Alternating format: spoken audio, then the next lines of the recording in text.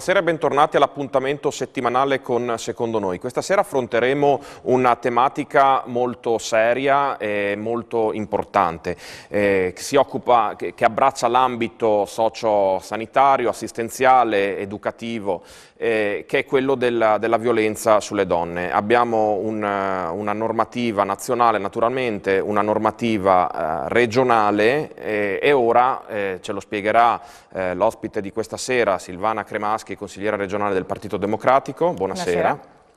Dicevo, ci spiegherà questo progetto di legge che adesso vedremo anche con che tempi arriverà in aula e poi verrà applicato, che interviene su questa legge regionale del 2000, poi lei ci darà dei termini più precisi, che dovrebbe aggiornarla. La aggiorna per quale motivo innanzitutto? Beh, la aggiorna perché la legge del 2000, che è un'ottima legge, anzi una delle prime leggi in Italia e precursore di tante altre iniziative che sono state prese anche in altre regioni, è del 2000 e nel frattempo sono passati un po' di anni. Ma soprattutto c'è stata la ratifica della Convenzione di Istanbul nel 2013, la Convenzione per la ratifica nel 2014, che anche la nostra regione è stata una delle prime regioni ad accogliere e inserire nelle sue norme, che incrementa e amplia i compiti che bisogna assumersi come Stato, come Regione, come luoghi, enti pubblici e privato sociale e cultura e mondo nei confronti del contrasto alla violenza sulle donne. Quindi l'adattamento a un fisiologico cambiamento delle società e anche di un cambiamento delle normative. Sì. La portata, allora incominciamo a capire qual è la portata del fenomeno, che dati esistono a livello nazionale ma anche regionale se esistono. Sì.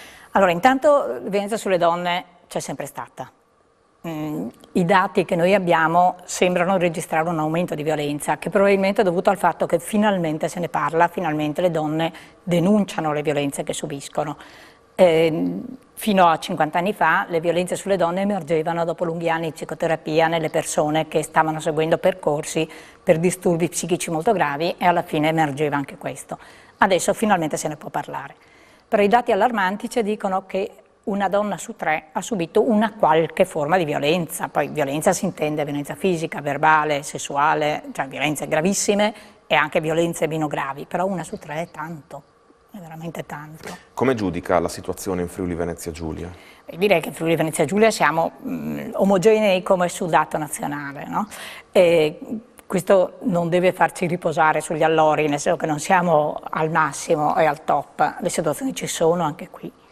Ci sono anche qui e diciamo che rispetto al numero che viene dato statisticamente sulle violenze, che però comprende un po' tutto, se noi pensiamo che in Italia sono 650.000 casi di stupro e altrettanti tentativi di stupro nei confronti di una donna tra i 16 e i 70 anni, lo rapportiamo alla nostra regione, ma i numeri sono questi. Dobbiamo assolutamente riuscire a incrementare il modo di, 1, cambiare la cultura, 2, promuovere culture diverse, 3, proteggere le persone che hanno subito abusi, 4, dare una mano alle persone che compiono gli abusi perché riescano a modificare il loro modo di comportarsi. Ecco, ha riassunto quelli che sono i punti che adesso cerchiamo di toccare nel tempo che abbiamo a disposizione. Allora, i soggetti che si occupano di proteggere, innanzitutto, chi sono? Di proteggere, quindi è già il secondo punto, no? Il primo punto della Convenzione di Istanbul è promozione, protezione e punizione, quindi la seconda P è protezione.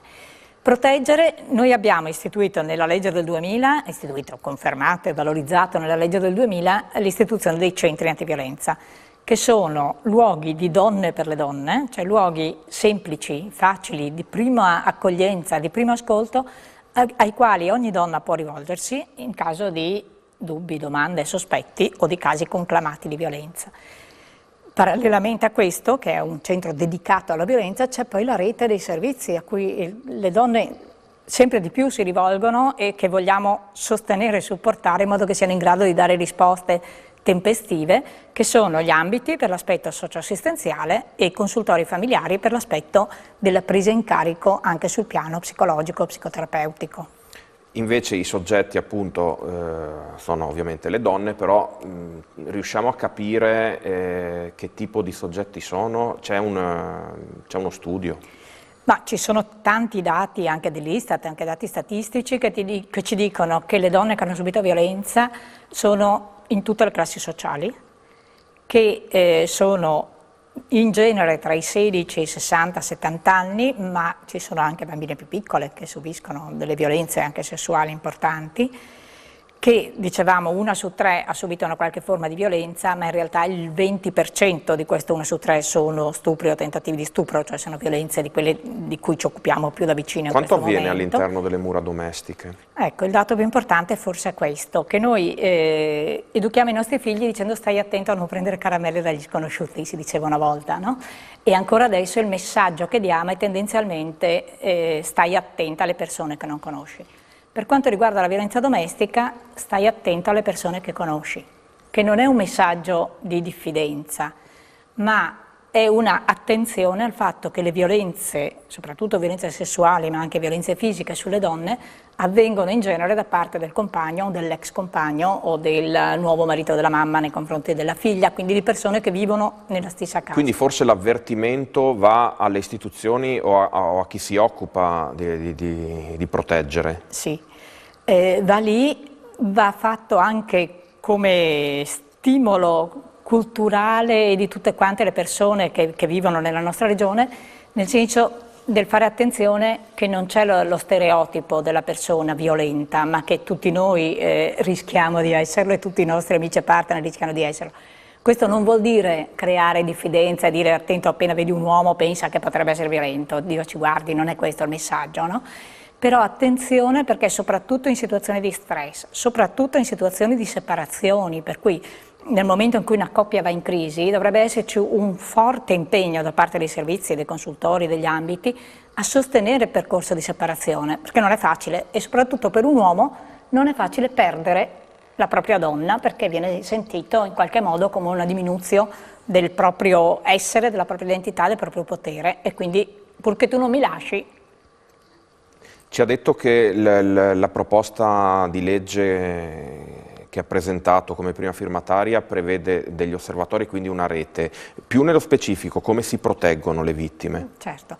Allora, la novità di questa legge è che cerca di mettere in rete i centri antiviolenza che hanno una grossa importanza, hanno un grosso ruolo nella protezione delle donne, proprio perché riescono a gestire e costituire le case rifugio, i luoghi in cui le donne possono andare anche nell'immediato, nel momento in cui si verifica la situazione a rischio, in modo protetto e gestito da Donne per le Donne, quindi non con un intervento di tipo sanitario o altro, ma però a metterli in rete. Case protette vuol dire delle semplici case, però delle case ad indirizzo segreto, okay, per cui il compagno o l'autore della violenza ovviamente non sa dove si trova trovare la vittima dove si trova in quel momento e sono gestite da Donne per le Donne, quindi con una cultura dell'accompagnamento e delle donne che accompagnano le donne in un percorso di ripresa in mano della propria vita.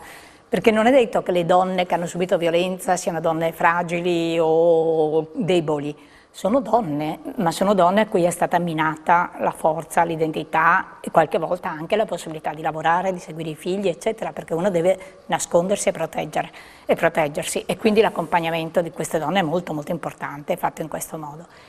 I servizi a sostegno attraverso queste case diventano H24, quindi giorno e notte? Diventano giorno e notte con un invio anche da parte delle forze dell'ordine in caso di segnalazione improvvisa in qualsiasi ora del giorno e della notte e con invio possibilmente da parte di tutta la rete dei servizi sociosanitari. Ecco, la novità è l'istituzione della rete sociosanitaria integrata che unisce gli ambiti, i servizi sociali, i consultori familiari a cui viene dato un grosso impegno in questi termini, i medici di base, il pronto soccorso e poi le associazioni, eccetera, per un'identificazione precoce, un percorso che sia comune, condiviso e veloce, pratico, poco burocratico. Parlava adesso, le citava anche prima, del ruolo dei consultori, dei quali si è occupata anche la riforma sanitaria del 2014. In che modo è intervenuta? Sì, allora nel 2014 ci abbiamo tenuto molto a scrivere che i consultori familiari devono essere rinforzati e sono il luogo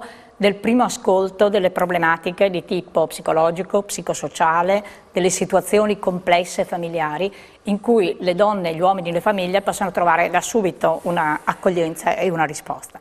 Per poterlo fare però vanno assolutamente rinforzati i consultori. Negli ultimi 30 anni sono andati progressivamente un po' decadendo perché non sono mai stati rinforzati come personale. È di adesso la delibera che li rinforza, per cui arriveranno attendiamo in tempi brevi. Un pronto rinforzo. Una delle tematiche che aveva accennato era anche una tematica culturale di formazione. C'è assenza di formazione? E anche in premessa aveva parlato di una differenza sostanziale tra 50 anni fa e oggi. Allora, sicuramente c'è più attenzione. Sicuramente siamo più sensibili e più attenti a questo argomento. Sicuramente c'è una maggiore attenzione anche a superare i ruoli stereotipi.